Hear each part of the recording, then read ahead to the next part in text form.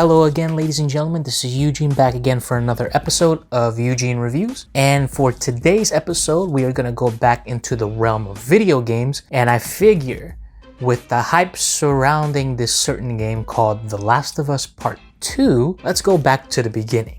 Let's go back to 2013 to the game that started it all, The Last of Us.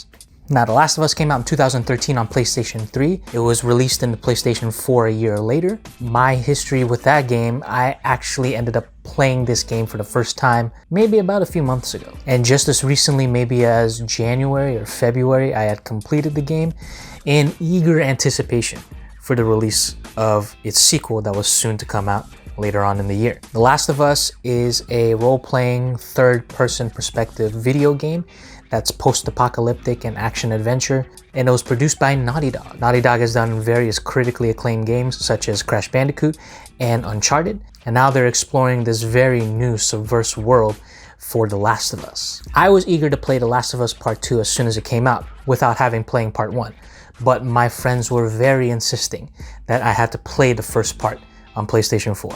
So we went to GameStop, picked up the game. Needless to say, I did not regret that at all. So once again, before we dive in, a little bit of a spoiler alert, especially if you haven't played the game yet. Please pause this, play the game, come back to this, and then we can go from there. All right, let's go ahead and dive into The Last of Us. Act 1, Development. The Last of Us, Take 1. So once again, The Last of Us was developed by Naughty Dog as well as Sony Computer Entertainment, and the development for this dated all the way back to 2009. At the time of the release of Uncharted 2, they had announced plans for The Last of Us to be released for PlayStation 3. And for the first time, Naughty Dog was split into two teams, because you had one team going on to develop the sequel for Uncharted 3, and you have another team developing this brand new world, this brand new game for PlayStation known as The Last of Us. The Last of Us was developed by two directors, Bruce Straley, and Neil Druckmann. Now, Druckmann already has his reputation with the development of games such as the Jax series, the Uncharted series, and now going into this, The Last of Us. So his reputation precedes him. Story being, the inspiration for this game was actually inspired by another game known as Ico, as well as another previous game, Resident Evil 4, as well as a blend of films such as The Night of the Living Dead and Sin City. And at the helm of this story features two characters, Joel and Ellie. Two completely different characters, completely different mindsets, completely different lifestyles. But their one drive is their willingness to find a cure for the fate of humanity. Now, forgive me if I botch this name. The score for this video game was composed by Gustavo Santaolalla. I apologize dearly if I botched your name. And the infected, which are the zombies or the monsters roaming around in this video game, were actually inspired by the cordyceps fungi that hoisted on to mostly insects and took control of mostly their motor functions. So after various talks in 2009, it got up and running, and by 2013, it was due to be released in June of that year.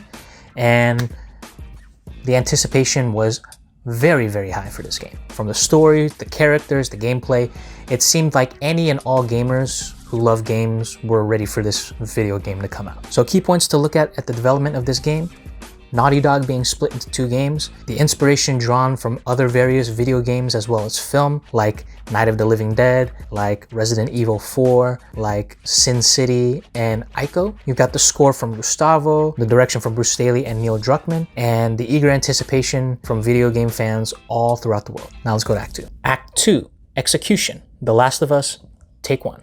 Now, once again, I had the privilege to play this game on a newer generation console, the PlayStation 4. This was initially released in PlayStation 3, and after a year or so, it was released for PlayStation 4 with better graphics, better gameplay design, so on and so forth. But even if you played the PlayStation 3 version compared to the PlayStation 4 version, there really is no denying. Top to bottom, this game's a masterpiece. What really drives me about this game is the storytelling. You can point out a game's graphics and gameplay and their overall mechanics, but when the story really takes center stage and was the heart of this all, you know you've got something special. You have two completely polar opposite characters in Joel and Ellie, but both with a common purpose and a common goal: to find the Fireflies and ensure that there's a development for a cure. that they find potentially in Ellie's blood. Now, along the way, you get to meet several different side characters, some important characters that really help and contribute to not only the story,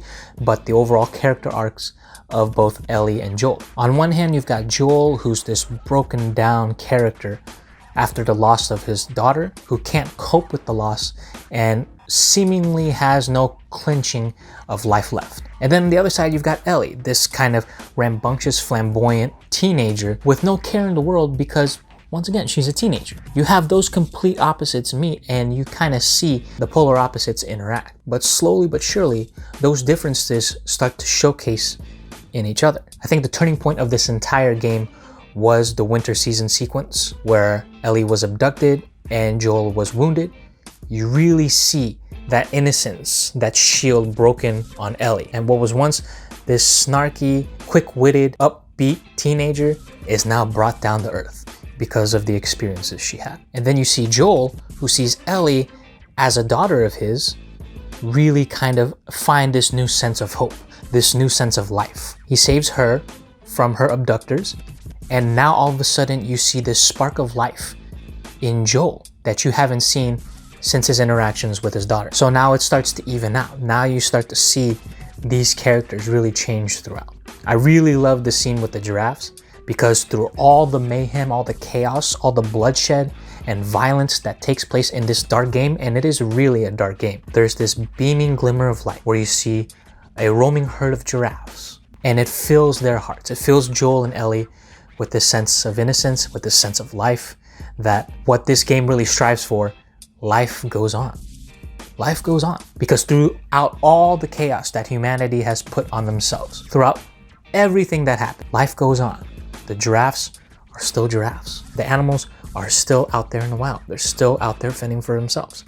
Life goes on.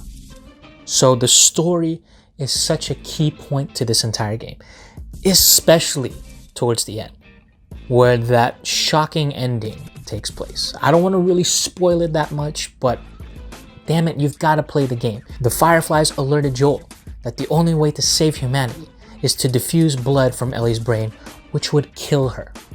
And Joel, when he sees Ellie, he once again sees his daughter, and he does not want her to die, just like his daughter did. So what does he do? In spite of the fate of humanity, he decides to let the girl live. He kills the Fireflies, but then you see really the lengths that Joel had to go through. He lied to Ellie, telling her that the Fireflies couldn't find a cure. They gave up finding a cure.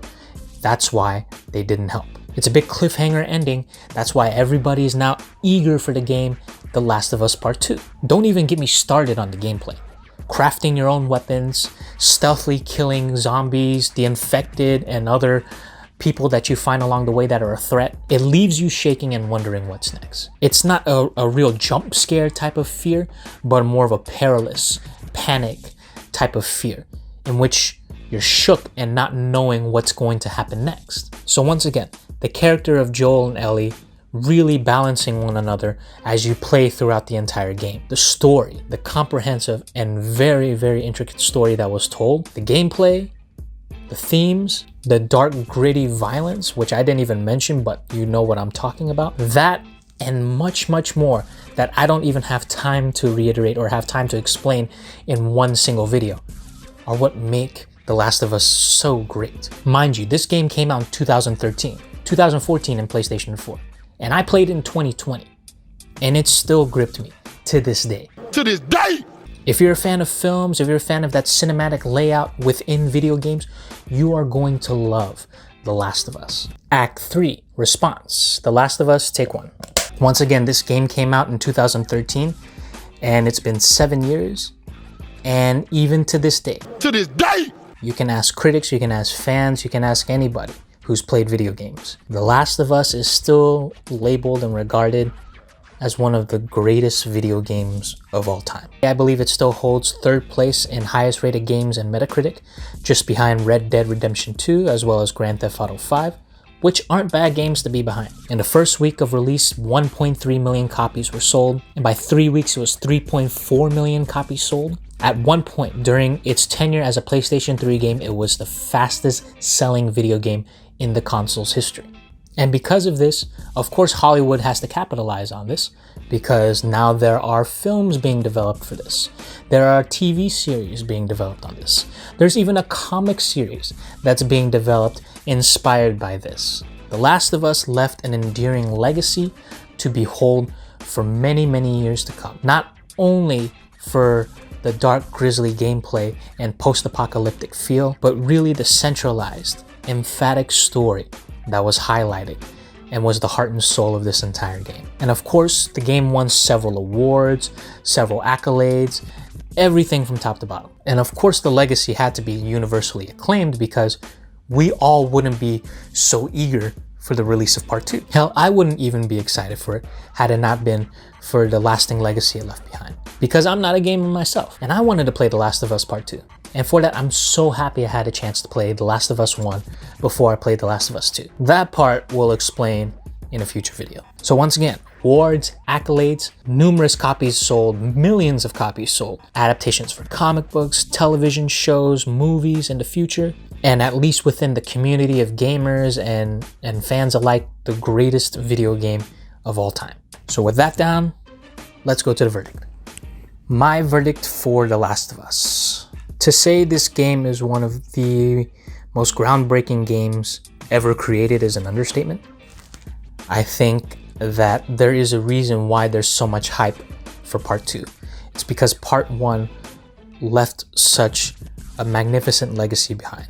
That after 7 years of development, people wanted more of this. People craved this game. And they craved it not just because of its grisly, violent display of action and adventure, of its dangerous, perilous scares and suspense, but really the story between Joel and Ellie. The dynamics, the chemistry, the banter that these two shared. These two characters come full circle from beginning to end. In a true cinematic scope, you really got to see what video games can become when you put a cohesive story, such as The Last of Us, with great gameplay. You can really create something magnificent. You can create something that will be remembered. You can create something that no other video game and no other movie could ever do. That's what you get with The Last of Us. And to be honest, I'm happy that I played this game now, because if I had played this game in 2013 or 14, I would be losing sleep just wondering when they're gonna drop Last of Us Part 2. Because now I don't have to wait any longer. I can play Last of Us Part 2 now. But as far as The Last of Us Part 1, as far as this game laying down the foundation for what's to come in the future, really building up this anticipation for its sequel with its great gameplay, its great story, its great characters, its overall world building. And this is not me sugarcoating this. This game is phenomenal. Sure, there are some nitpicky points to point out in regards to gameplay or glitches or plot holes or what have you, but overall you don't have that time to really gripe about it because you're so lost in this story. You're so lost in this overall video game. And The Last of Us speaks for itself. There are really no more words left to say in regards to how great The Last of Us is. Even from a non-gamer myself, it really is a moving piece of cinema, piece of video game, and piece of storytelling overall. I'm gonna give The Last of Us a 9.9999999999999 out of 10. You know what? F it. I'm gonna give it 10 out of 10. This game is great. I'm sorry. This game is great. Actually, no. Sorry, not sorry. 10 out of 10. Would play again. Well, that's my review for The Last of Us. If you're eager to see my review for The Last of Us Part 2, click on the link. I'll have somewhere on the video or somewhere on the descriptions. If you're tired of me talking, like, just shut up, Eugene, I want to go see The Last of Us Part 2 review. Just click on the links. I'll have it somewhere. But yeah, this is a fantastic game. I'm really happy that I got a chance to play this before I played Part 2. It really kind of opened my eyes and perspective on what kind of story was going to be displayed, what kind of tone, what kind of demeanor we were going to have for the next game. And yeah, there were surprises left and right. Some things that I anticipated, some things I didn't anticipate, but all of this conjured up such a great experience playing this game. So I really do recommend, I truly recommend. If you're not a gamer, please give The Last of Us a chance, please. I thought it wasn't worth my time, but thanks to a little influence from my friends, I was able to convince myself to play this, and boy am I happy that I got the chance to play this. But the question is, what do y'all think? I want to hear your comments on the comment section below. Let me know if there's anything interesting that I didn't get a chance to talk about, because there's only so much time I can talk about this game. If you think this was the worst game you've ever played, go ahead and let me know in the comments why you think that way. Any and all opinions are welcomed. So once again, I hope you enjoyed this, and once again, I do have a review already for The Last of Us Part 2, somewhere linked either on this video or on the description below or something. I don't know how that works. I'm gonna find a way anyways. Like, share, subscribe, all that hot stuff. Hope you guys are enjoying this video as much as I am enjoying creating these videos. I'll be continuing some more video games if I get a chance to play, as well as I'll be continuing my regularly scheduled movie reviews in the coming weeks. Until then, that's been another episode of Eugene Reviews, and that is a wrap.